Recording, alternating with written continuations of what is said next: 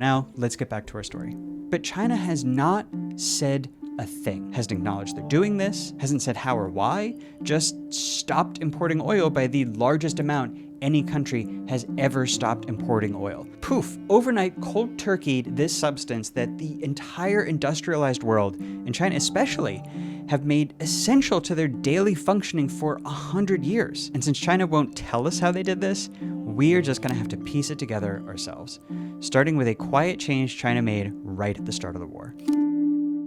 This article from 2 weeks into the war revealed that China had ordered a total ban on fuel exports. The context here is China has a huge refinery industry, and what it does is it turns raw crude oil into stuff like jet fuel and gasoline. And most of those fuels stay within China, but because they're good at it, they export a bunch of it to all over Asia. Until March, when China banned those refiners from exporting a drop of fuel. And at the time, everyone assumed this was to preempt a potential fuel shortage within China by building up stockpiles. And one reason I say assume is that this ban was imposed, that's right, in secret. That's why the story is credited to 4 sources with knowledge of the matter. That means off the record. But that assumption about why China was doing this was wrong. Turns out it wasn't to stockpile jet fuel or gasoline. It was because China was about to stop importing half of its oil, so those refineries were about to do a lot less refining.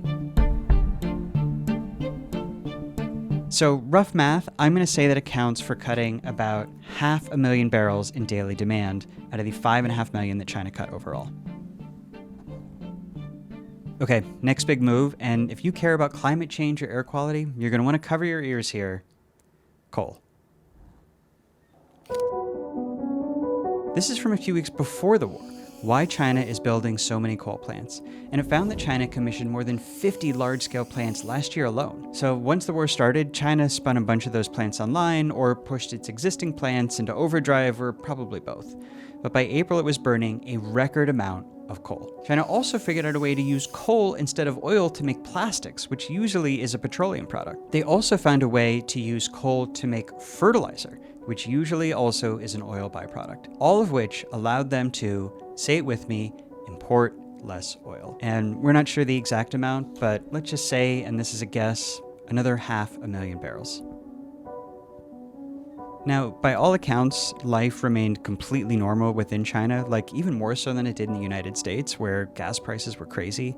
But China did find some ways to nudge people to use less fossil fuels. According to this Wall Street Journal story, for example, after Chinese airlines canceled a bunch of internal flights and air passenger traffic declined about 6%, there was also a 5% rise in rail passenger traffic, meaning people just took the train.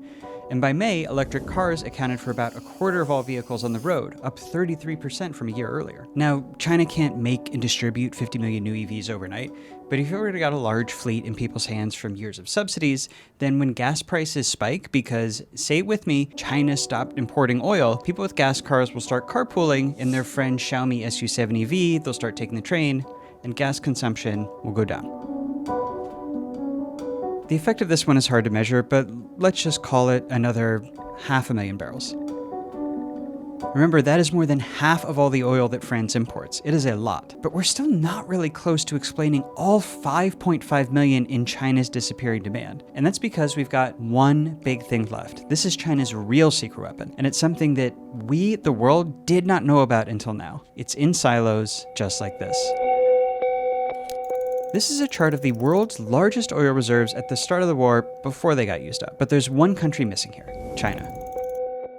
And the size of China's oil reserve is, you guessed it, a state secret. But we can get a decent idea. These are some of China's crude oil silos. And the 2 main things to know about them are that they're really, really big, and that the domes on them go up and down based on how full they are. All of which is fully visible from space. There are people whose whole job is to count those silos and how full they are to track how much oil China has saved up. They have more sophisticated ways to check those numbers too, but the silo counting works pretty well. And those silos alone suggest China has 1.4 billion barrels saved up. That's more than every other country's stockpile added together. It would be enough to fill a 12-foot tank the size of Manhattan. And this is just the oil we know about.